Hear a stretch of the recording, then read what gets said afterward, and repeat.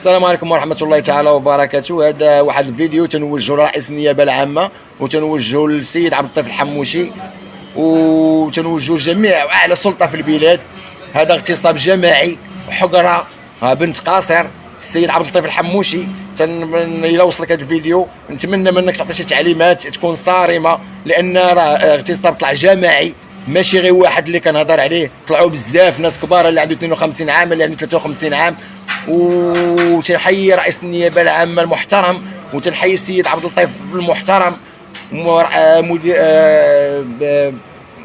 والسيد المحترم الدخيص، جزاك الله الف خير. تنعرفكم ما تتبغوش الحقره، وتنحيي الناس ديال الفرقه الوطنيه، وتنحيي الناس ديال لا بي جي، وتنحيي الجمعيات، وتنحيي الاساتذه، وعلى راسهم السيد عزيز والسيد حاتم اللي ما كيبغوش الحقره. وغنكونوا ان شاء الله نهار الاثنين عند رئيس النيابه.